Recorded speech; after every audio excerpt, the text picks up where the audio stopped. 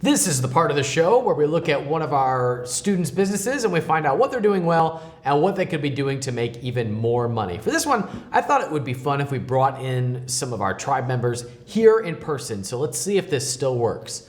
Can we manifest a tribe member? Someone who's doing over $1 million.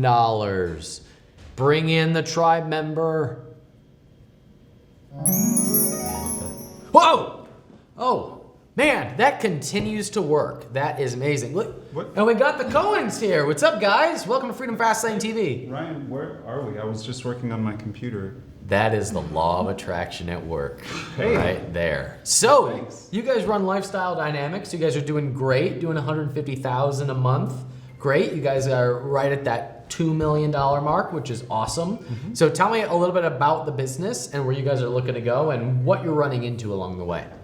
Take it away, Chelsea. Well, we have a second brand that we've started, and that brand is one of the brands that we're going to be focusing on primarily. Okay.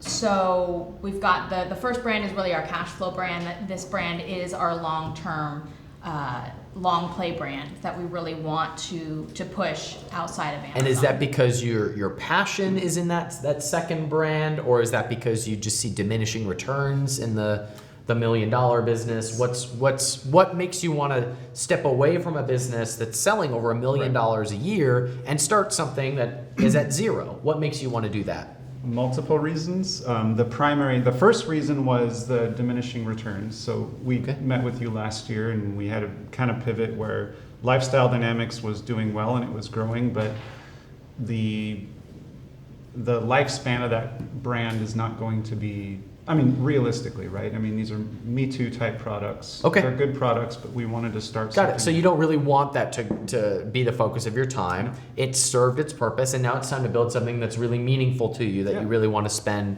your time and energy building, and then you want to either automate Lifestyle Dynamics or sell it so that you can put all of your energy into the new thing. Yeah. Bingo. Okay, so tell me a little bit about what the challenge is on the new brand, or we could talk about growing Lifestyle Dynamics. What would be a good use of your time?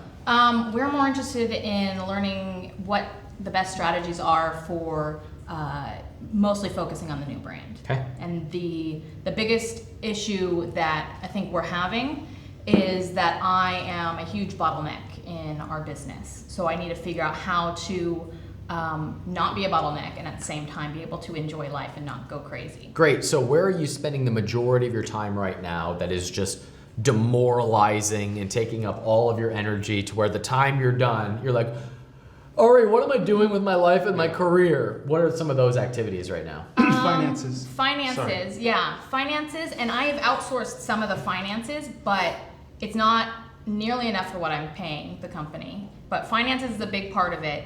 And the other part is... Could I ask, what does finances mean? Does that mean managing books? Managing books, Paying bills. Payroll, taxes. Okay, so... Taxes take a lot of time up. She's really good at it too, so she... Sales tax. So first things first, I have some great resources that I'll recommend off camera for automating that are affordable. Publicly, bench.co does an okay job, and I have some people that I've worked with personally for a long time that I can make recommendations for. So what are the other things that, when you're trying to grow the business, that are just sucking you dry?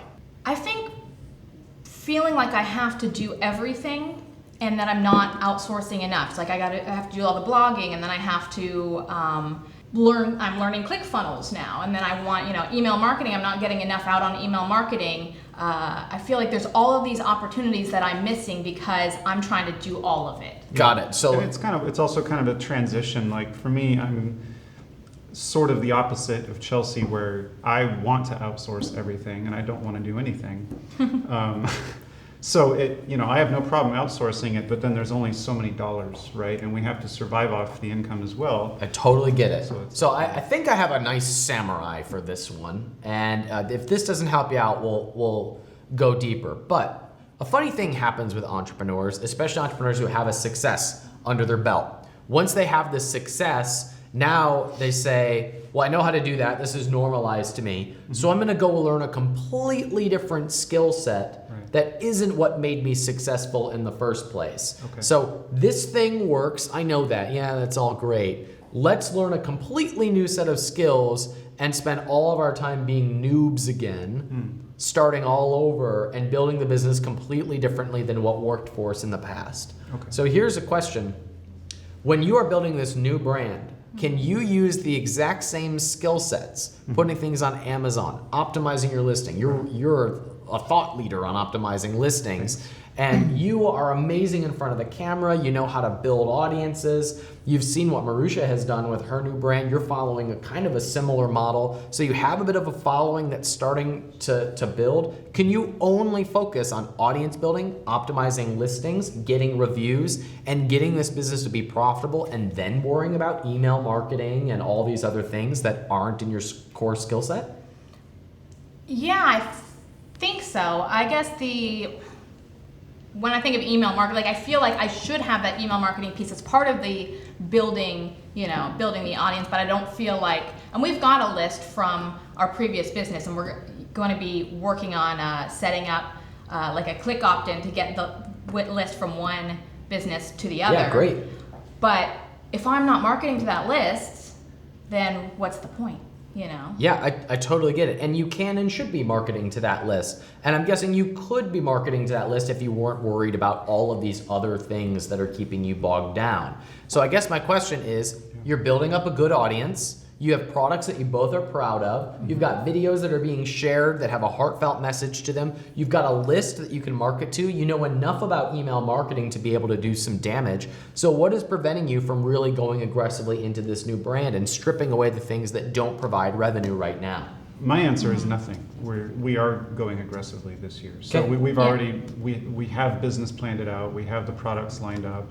And we are making strides in that direction. So that's my viewpoint, and we work together as best we can to do that. Can you pull that lever now? Like, can you promote those products right now? Yeah, and I think that, he says nothing, but at the same time, I know that I've got this mental block. There's a website that we have that's generating traffic, about 200 per day.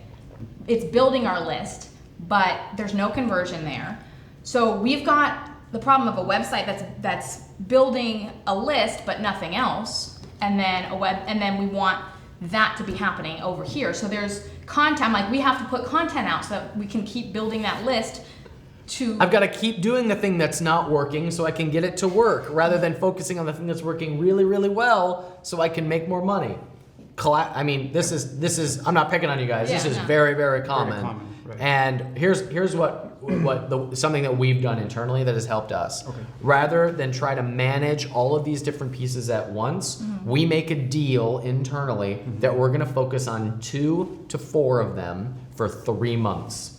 And we're not allowed to learn anything new or focus on anything else except for those 2 to 4 items for 3 months. And at the end of 3 months, we can decide a new set of things that we're going to focus on. Right. So we have to say, if I'm going to keep blogging, I have got to replace something else on that list of 3 things that are going to be the focus of my time. And what you'll find is that you will double down on the things that are working really well, and you will naturally have to make the hard decision of, we're not going to do this now. We can do it later.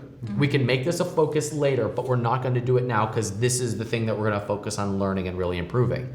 And when you give yourself 3 months to do that, you're not waking up every morning and going, I got to get this done, and I got to get this done, and I got to get this done. And at the end of the day, feeling completely exhausted and like you made absolutely 0 progress. Yeah. Okay. Now, for you, that's probably going to be building the audience, writing an email to the existing list to promote the new products, getting new reviews, and maybe sourcing new products for the new brand. Yeah. And if you focus on only that for 3 months, and at the end, you say, what this really needs is content. Right. Well, the good news is you've got momentum now, and you could theoretically then hire that out and make that the focus of the next 3 months. We're going to find a really good person in the next 3 months that's going to take over content that knows what they're doing and let them do it for 3 months before we evaluate the result. Awesome. And what you'll find is that by simplifying things, you actually move faster rather than slower. That's great.